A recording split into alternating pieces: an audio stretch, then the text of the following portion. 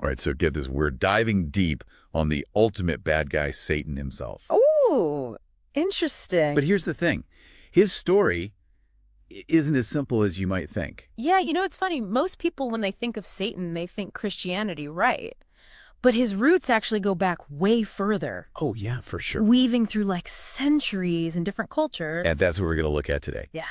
Our guide for this deep dive is a YouTube video from Religion for Breakfast. Okay. It's called The Origins of Satan, and it's hosted by a religious studies scholar. Excellent choice. So to kick things off, let's bust a myth. Okay.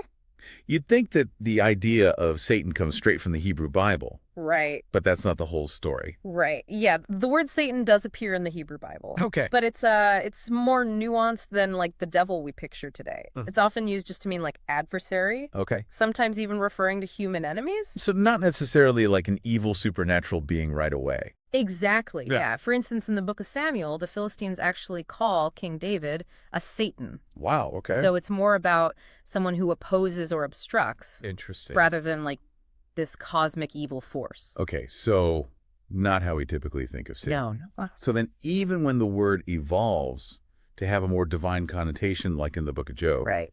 it's still not the devil we know. Right. In Job, the Satan is like a divine prosecutor testing Job's faith, but he's doing it on God's behalf. Exactly. He's working for God, not against him. Mhm. There's no like epic battle of good versus evil happening yet. Exactly. It's more about challenging faith and highlighting human fallibility Yeah. within the context of God's will. Okay, so things start to shift dramatically around the 6th century BCE Yes, this is where things get really interesting. with the Babylonian exile. Yes, enter the Babylonian exile. For those who might not know, what was the Babylonian exile? Yeah, so the Babylonians conquer the kingdom of Judah, Okay. and a lot of the Jewish elites get exiled to Babylon. And it's a huge upheaval for the Jewish people. Yeah. And it's during this time that they likely encounter Zoroastrianism. Zoroastrianism. Yes. And that's a Persian religion, right? That's right. And it has a very different view of good and evil than what the Jewish people were used to. Okay. Zoroastrianism has this like dualistic system with a supreme good God, Uh-huh. Ahura Mazda, who's locked in this eternal struggle with an equally powerful evil god, Angramenyu. So instead of one god, you have this battle between two forces. Precisely. And it's this concept of dualism that really starts to influence Jewish thought Okay. during and after the exile. So are we saying that exposure to Zoroastrianism kind of planted the seeds for the Satan that we know today? It's a compelling theory. You have the Jewish people experiencing this massive upheaval, Yeah. and then they come into contact with this new religious framework Right. that has this very distinct idea of good and evil. It's Yeah. bound to have an impact. That makes a lot of sense. Yeah. So how does the Zoroastrian influence start to show up in Jewish texts? Well, after the exile, we start to see new texts emerge that reflect this shift towards a more dualistic worldview. Okay. One example is the Dead Sea Scrolls. Oh, the Dead Sea Scrolls, those ancient texts they found in those caves near the Dead Sea. Yes, that's right. And in these scrolls, we see this idea of a cosmic battle between good and evil. Uh-huh. Angels of light versus angels of darkness. Okay. They even have a name for the leader of these evil angels, Belial. Belial. Mm-hmm.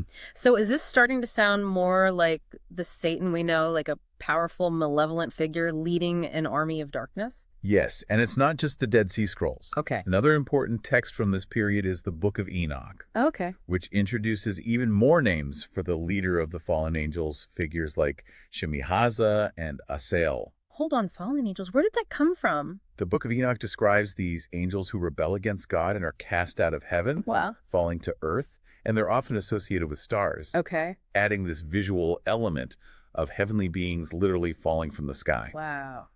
That's a powerful image. Yeah. So it sounds like things are getting more complex. We've gone from adversary to like a full-blown leader of fallen angels. Exactly. And this is a crucial point. The concept of Satan is evolving. Right. It's not static. It's being shaped by historical events, cultural exchange, Yeah.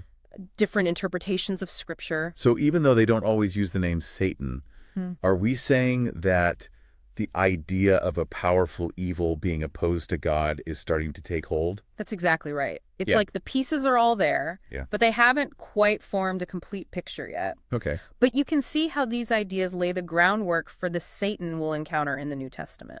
This is already so fascinating. I can't wait to see how this develops further. Me too. But I think we should probably pause here for now and let our listener absorb all this. Yeah, good idea. We've covered a lot of ground, and there's much more to explore. Welcome back, everyone. We've been on this fascinating journey tracing the origins of Satan. Yeah. And we've seen how his image has evolved over time. It's a testament to how fluid religious concepts can be. Totally. And speaking of lenses, you mentioned something before about the 5 C's of historical thinking. Ah, yes. Those are essential tools for understanding any historical development, Okay. especially when dealing with a figure as complex as Satan. Okay, I'm all ears. Break those down for me. How do these C's help us make sense of Satan's story? Well, let's start with change over time. Okay. This reminds us that concepts, even religious ones, are not static. They evolve.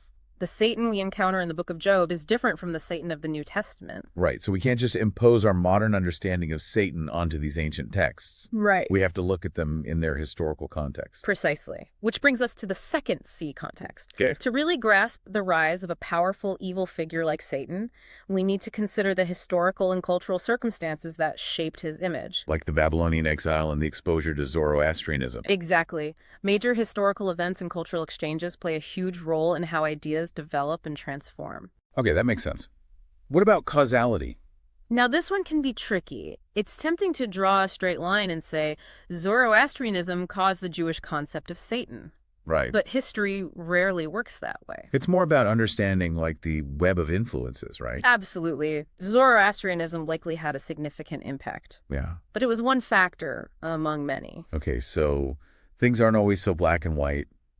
What's next? Next up is complexity. This reminds us that there's rarely a single, simple explanation for anything in history, Right. especially when it comes to religion. So no easy answers when it comes to Satan's origins. Not at all. There are so many layers of meaning, interpretation, and influence to consider. Wow. It's all intertwined. Got it. And finally, we have contingency. What does that mean in this context? Contingency is all about recognizing that history isn't predetermined. Things could have turned out differently. I like that. So if the Babylonians hadn't conquered Judah, maybe the Jewish concept of Satan would have evolved in a totally different way. Exactly. It helps us avoid falling into that trap of thinking history had to unfold in a particular way. Okay, those 5 C's are super helpful. Yeah. They really add a whole new dimension to understanding this stuff. I agree. They're powerful tools for analyzing any historical development. So with those in mind, let's fast forward to the New Testament. By this time, Satan's really taken center stage, hasn't he? He has indeed. In the New Testament, Satan, or the Greek word diabolos, meaning devil, is firmly established as God's primary adversary. And his role is expanded too, right? Absolutely. He's not just testing people's faith anymore, he's actively tempting them to sin. He's portrayed as a cunning deceiver who seeks to lead people astray. For example, Judas's betrayal of Jesus is attributed to Satan's influence. Wow, so now he's really stepping into that villain role. Yes, and this idea of Satan's power grows even further in early Christian beliefs. They attributed illnesses, death, and even natural disasters to his influence. He was seen as the ruler of demons, wielding immense power in the world. So he's gone from this sort of divine prosecutor to a full-blown cosmic villain, Precisely. responsible for all sorts of suffering and evil in the world. And it's important to remember that these ideas about Satan's powers, his connection to demons, and the ability to cause harm weren't explicitly stated in the Hebrew Bible. They emerged later influenced by this evolving concept of a powerful, malevolent force opposed to God. That's amazing to think about. It really highlights how much the concept of Satan has transformed over time, It does. influenced by different historical events and cultural ideas. It's a powerful reminder of how dynamic religious concepts can be. They're constantly being reinterpreted and reshaped as they're passed down through generations and across different cultures. All right, so we've seen how this image of Satan has become more defined, more powerful, and more menacing over time. But there's this other name associated with him that's always fascinated me. Lucifer. What's the story there? Ah, Lucifer. That's a fascinating case of mistaken identity that really highlights how interpretations can be distorted over time. There's this passage in the book of Isaiah that talks about a day star or morning star falling from heaven. Uh-huh. And this gets translated as Lucifer in the Latin Vulgate Bible, right? Yes, but the Hebrew word in Isaiah was actually referring to a Babylonian king, Oh, okay. not a fallen angel. It was likely a metaphorical description of the king's downfall. not a literal fall from heaven. So the whole Lucifer equals Satan idea is based on a mistranslation. Exactly. It's a classic example of how a single word taken out of context and reinterpreted over time can create an entirely new narrative. That is wild. So Lucifer, as we've come to know him, isn't even in the original text. Right. It's a product of later interpretation, and in this case, a mistranslation. It really demonstrates the power of language to shape our understanding of even the most ancient figures and concepts. This is blowing my mind. Right. I never realized how much of what we know about Satan is based on interpretations and ideas that developed after the Hebrew Bible. It's a reminder that even the most seemingly fixed ideas can be more fluid than we realize. And it's a testament to the importance of understanding the historical context in which these ideas emerged. This deep dive is already changing how I think about good and evil temptation and the whole idea of a devil figure. But before we get too carried away, let's pause here and let our listener process all this new information. Good idea. We've unearthed a lot of fascinating details about Satan's evolution, and there's still more to explore. Welcome back to our deep dive into the origins of Satan. I gotta say, this journey has been way more surprising than I expected. Yeah, it's amazing how much depth there is to uncover. Even a figure as seemingly familiar as Satan has this incredibly rich and complex history. Absolutely. Okay, so we've traced Satan's evolution from adversary in the Hebrew Bible to this full-blown cosmic villain in later Christian thought. But here's the big question. What does this all mean for us today? Why should we care about the origins of a figure that some might consider just a mythical character? That's where it gets really fascinating. Understanding the history of Satan can actually challenge our assumptions about some pretty fundamental ideas like the nature of good and evil. Oh, okay, for example. Well, if Satan as we understand him is a relatively late development, it makes you wonder about the whole idea of this eternal battle between good and evil. Was it always such a clear-cut dualistic struggle throughout history? So maybe in those earlier texts, the lines were a bit blurrier. Exactly. The concept of evil itself might have been understood differently, and that nuance can make us rethink some common assumptions. For instance, let's take the idea of temptation. Oh, interesting. How does the history of Satan change our perspective on temptation? Well, if Satan wasn't always this all-powerful tempter figure lurking in the shadows and whispering in our ears, it makes you wonder, where does that leave us in terms of our own choices? Are we saying that maybe we have more agency than we thought? If there isn't this external, all-powerful, evil force constantly trying to lead us astray, does that make us more responsible for our own actions? It certainly raises those questions. It shifts the focus from an external battle against evil to an internal struggle within ourselves. Maybe it's less about resisting the devil's temptations and more about understanding our own weaknesses, our own desires, and making choices that align with our values. Wow, that's a pretty profound shift in perspective. And what about the concept of sin? Does the evolving image of Satan change how we view sin itself? Potentially. If Satan wasn't always seen as the ultimate source of evil, the ultimate enemy of God, then maybe sin isn't simply about disobeying a set of divine rules. And what else could it be about? Perhaps it's more about failing to live up to our own potential, causing harm to ourselves or others, or disrupting the balance of the world. It could be about those actions and choices that separate us from what we understand to be good, just, and compassionate. That's a completely different way of looking at it.